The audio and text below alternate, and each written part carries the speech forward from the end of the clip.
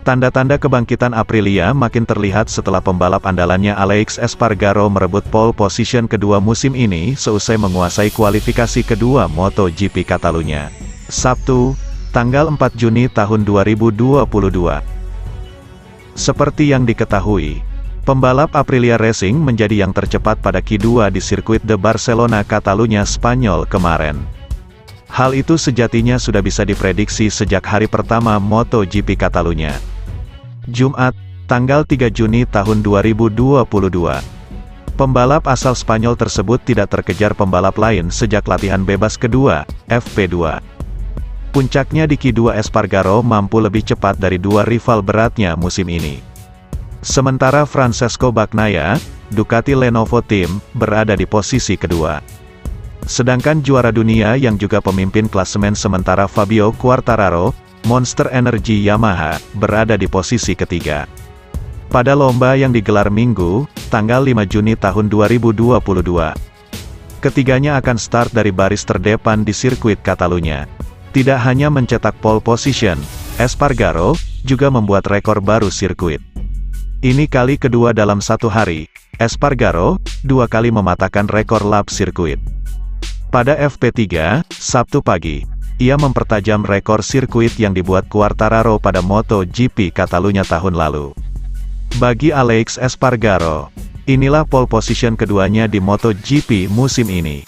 Sekaligus yang keempat sepanjang karir yang semuanya dibuat di kelas Premier. Harapan agar Espargaro mampu memenangi lomba MotoGP Catalunya pun membubung tinggi. Asa tersebut masuk akal karena saat merebut kemenangan pertama sepanjang karirnya. Seperti MotoGP Argentina pada awal April tahun 2022 lalu, Espargaro melakukannya juga setelah meraih pole. Tetapi melihat situasi persaingan dan kondisi terakhir di Catalunya, sepertinya Espargaro akan menghadapi perlawanan sengit dari Bagnaia dan Quartararo. Selain karena keduanya memiliki motor yang kompetitif, Espargaro juga harus mewaspadai sederet hal berbau teknis yang bisa menghalanginya merebut kemenangan kedua musim ini. Saya sebetulnya sudah mencapai limit di kualifikasi. Tetapi hasil kami sejauh ini memuaskan, tutur Espargaro. Motor bekerja bagus tetapi suhu aspal lintasan hari ini mencapai lebih dari 50 derajat Celcius. Setang motor menjadi terasa bergoyang sehingga saya harus mengambil risiko terjatuh saat melibas tikungan karena grip ban belakang yang berkurang. Saya senang mampu merebut pole. Soal lomba nanti, saya rasa balapan nanti akan sangat sulit dan ada risiko besar yang harus diambil jika ingin menang. Konsumsi ban akan sangat tinggi sehingga Anda harus berhati-hati.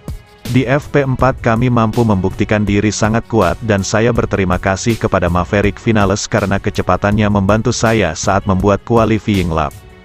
Lebih jauh Aleix Espargaro mengakui bila kecepatan dan kekuatan dirinya di lintasan berimbang dengan Pecco Bagnaia dan Quartararo.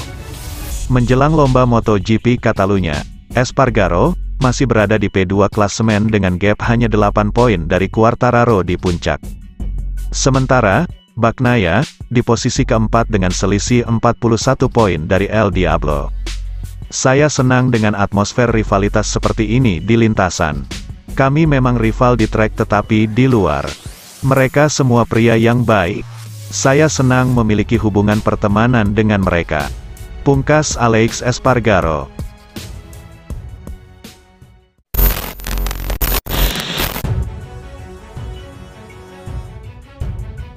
Delapan kali juara dunia, Marc Marquez, dikabarkan telah sukses menjalani operasi pada tulang humerus kanan di Mayo Clinic, Rochester, Minnesota, Amerika Serikat. Seperti yang diketahui, usai perlombaan MotoGP Italia, Marquez segera bertolak menuju negeri Paman Sam guna memulihkan cedera lengan kanan yang dideritanya sejak mengalami kecelakaan hebat di Jerez musim 2020 lalu. Repsol Honda Team kemudian memanggil test rider HRC, Stefan Bradl, untuk mengambil alih posisi sementara Marquez dalam seri Catalunya. Belum diketahui apakah dia bakal balapan semusim, lantaran tim menunggu durasi pemulihan Marquez. Di sisi lain, operasi di Mayo Clinic merupakan yang keempat bagi Marquez setelah 3 sebelumnya tak membuahkan hasil maksimal. Spaniard mengaku tidak nyaman setiap kali harus turun ke lintasan sambil memacu RC213V. Jumat tanggal 3 Juni tahun 2022. Skuad merilis pernyataan resmi soal kabar terbaru serta kondisi fisik Marquez selesai dioperasi pada Kamis tanggal 2 Juni kemarin. Berlangsung selama 3 jam, Dr. Joaquin Sanchez Sotelo dan timnya melakukan osteotomi humerus, bunyi pernyataannya. Operasi itu dianggap sukses tanpa komplikasi oleh Dr. Sanchez Sotelo saat Marc Marquez memasuki tahap pasca operasi perawatannya di Mayo Clinic.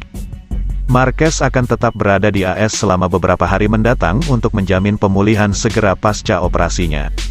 Sebelum kembali ke Spanyol untuk melanjutkan rencana perawatannya, Dr. Sanchez Sotelo mengatakan meski prosedur bedah atas operasi pada tulang humerus kanan Marc Marquez rumit, hasil akhirnya memuaskan.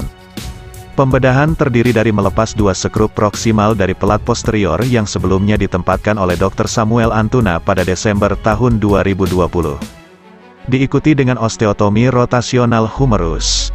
Tuturnya, prosedur tersebut melibatkan pembuatan potongan melintang tulang humerus untuk memutar humerus sepanjang sumbu panjangnya. Jumlah rotasi yang dilakukan hari ini adalah sekitar 30 derajat rotasi eksternal. Humerus distabilkan pada posisi baru menggunakan pelat anterior dengan beberapa skrup. Pembedahan selesai dengan lancar. Kami berharap Marquez cepat pulih dan sukses kembali ke karir profesionalnya. Pada tahun 2020, The Baby Alien mengalami kecelakaan hebat saat berlomba di Jerez, Spanyol. Crash itu menyebabkan Marquez patah tulang humerus kanan dan memaksanya absen dalam kejuaraan dunia MotoGP hingga akhir musim. Rentetan operasi juga harus dilalui Marc Marquez. Yang pertama terbukti tidak berhasil, karena sang pembalap merusak pelat di lengannya ketika berupaya comeback untuk perlombaan seri Andalusia. Operasi kedua dijalani setelah menimbulkan infeksi yang menghentikan penyembuhan lengannya. Sementara operasi ketiga dilakukan pada musim dingin 2 tahun lalu, membuatnya lewatkan 2 race pertama MotoGP 2021. Kendati akhirnya dapat kembali balapan, Marquez terlihat tak sepenuhnya nyaman saat mengendarai RC213V. Lantaran menderita rasa sakit yang teramat sangat di lengannya. Melihat hal tersebut keputusan operasi keempat pun diambilnya.